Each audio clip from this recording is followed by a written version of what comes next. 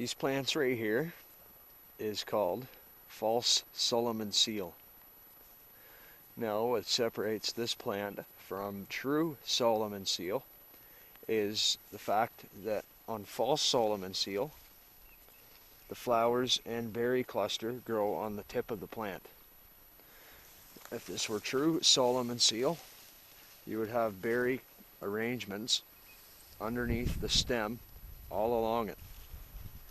So these plants have already flowered. It's already the end of July. The berries are slowly ripening up. They will turn red. Right now they are yellow / light green color with spattered red, so they're slowly ripening up. They're not ripe yet.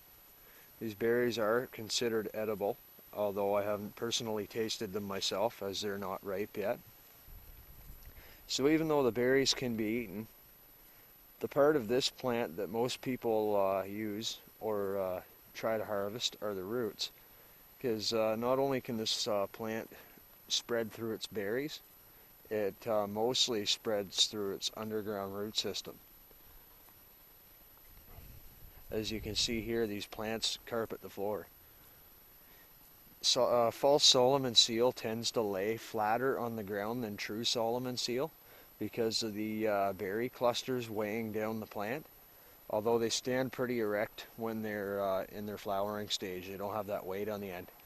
Right now they're pretty low, they're about a foot high off the ground. Although these plants are quite capable of growing in excess 3.5 to 4 feet, standing straight up. Most of these plants have turned a very light dull yellow, and they're developing spots, mostly due to the fact that the plant's energy and nutrient concentration is focusing on its reproduction. So the berries are ripening, and much of the nutrients is being drawn out of the root, out of the leaves. So they're slowly starting to mature where they will turn much lighter yellow and slowly start to deteriorate. Here's some greener specimens over here in the shade. In the early spring, these plants are as green as anything. They send up a new plant each year through the root system. The old plant dies off as it deteriorates. And if you were to actually look at the roots themselves, they're somewhat broad for a wild plant, but they spread through the ground like a ginger root. And they have spots all over them. And what these spots are places where previous plants grew out of the root and then died.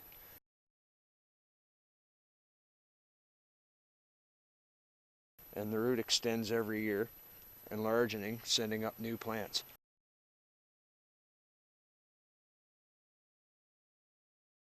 So false Solomon seal is generally regarded as the second banana to true Solomon seal, as having somewhat less desirable taste.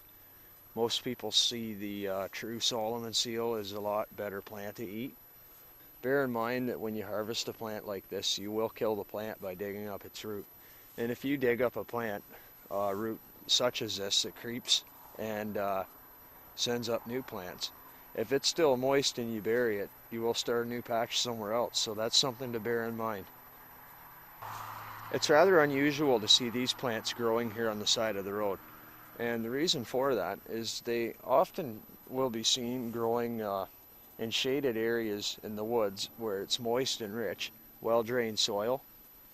Although, as seen here, it can grow in disturbed sites like on the side of the road, although they won't do as well here.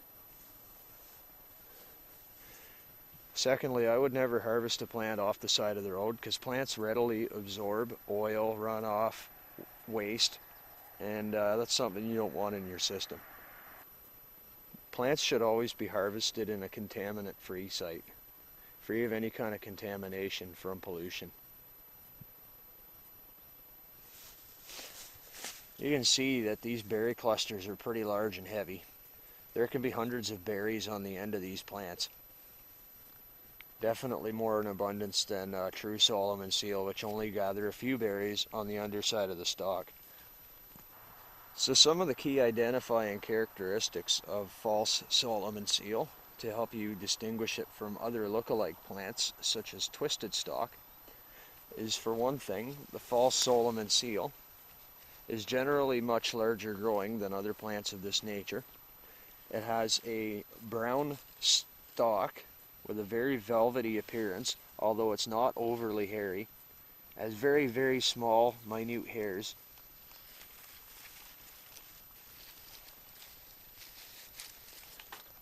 Pretty strong stem, but easily broken off. Skin readily peels, almost like a cordage. Green underneath. It is a solid stem. And very importantly, the leaf pattern is alternating. They are not opposite of each other as seen in many plants. They are alternating and stepping up from each other. And you can see here. This plant's leaf arrangement is classified as 1 times divided compound. This plant grows one and only one stalk straight out of the ground per plant, although one root can harvest many single stalks growing out of the ground. This plant will never have a dividing point where it forms another stem off the same plant. It will only ever be one stalk with however many alternating leaves. So if you see a plant that looks something like this and it splits off into 2 or more stems, it is not false Solomon seal. As you can see in the leaf here, the leaf has 5 pretty strong veins going from the very bottom of the leaf right on up almost to the tip of it, gradually fading. But they're elongated veins. You'll 99 in 100 times always see 5 prominent strong veins on each leaf here, all joining at the bottom of the leaf where it touches the stem, widening and then gradually narrowing to the tip and fading. The type of veins, number of veins, their arrangement is quite often a very important identifying feature in any plant.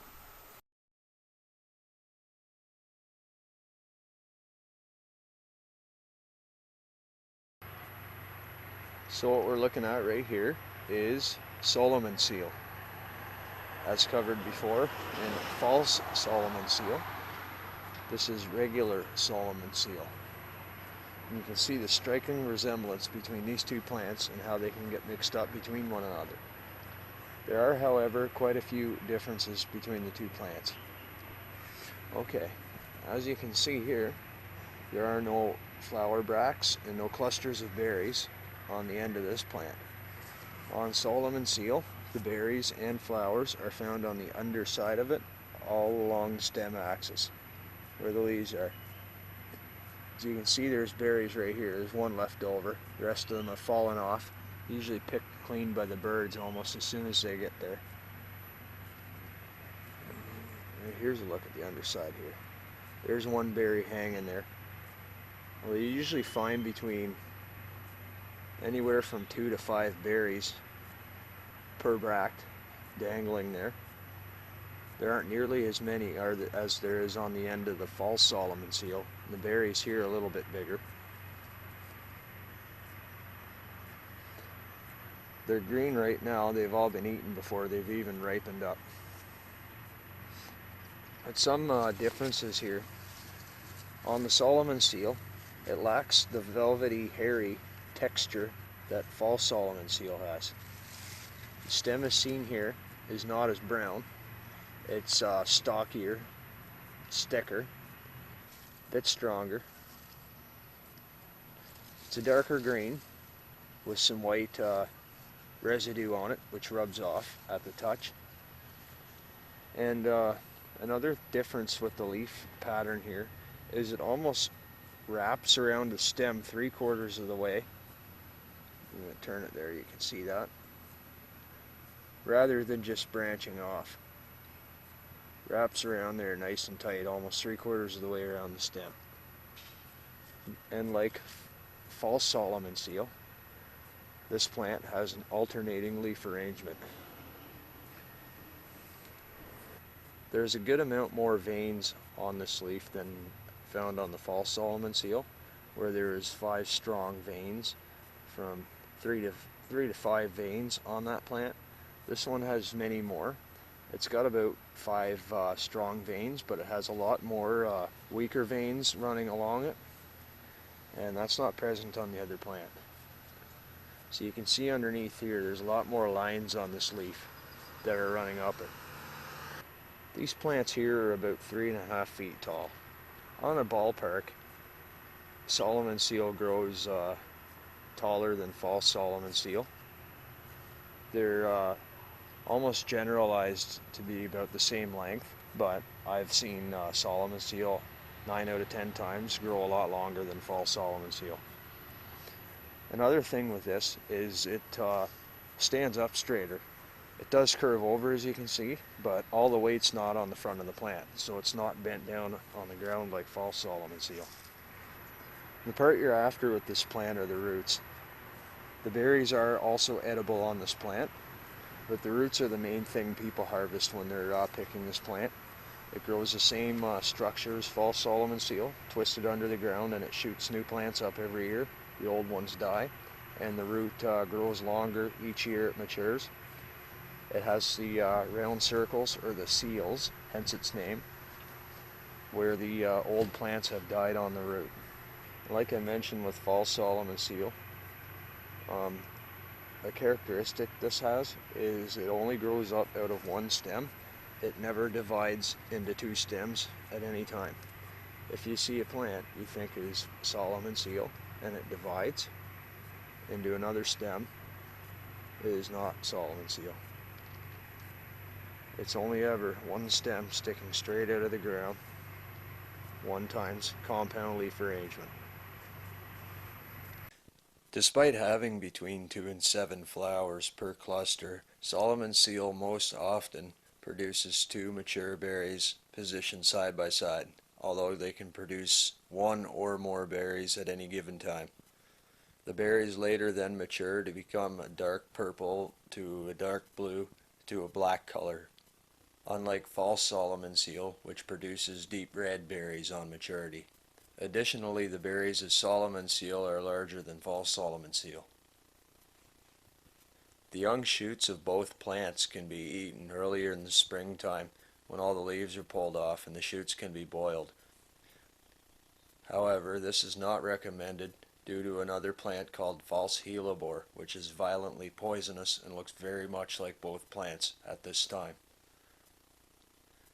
Unless you're absolutely 100% sure of the ID of the plant and you already know there's a well-established patch of both plants sitting there, it is not recommended to eat the plant for its shoots at this time. There are in fact 2 subspecies of Solomon seal. There is smooth or great Solomon seal, and there's hairy Solomon seal. The most common type found, and the type that I've shown you in this video, is smooth Solomon seal. The only 2 main differences between these 2 subspecies is smooth Solomon seal is much larger than hairy Solomon seal. On hairy Solomon seal, on the undersides of the leaves where the main veins are, there is very minute, almost microscopic hairs on these veins, which can usually only be seen with a magnifying glass. Additionally, this plant is much less common.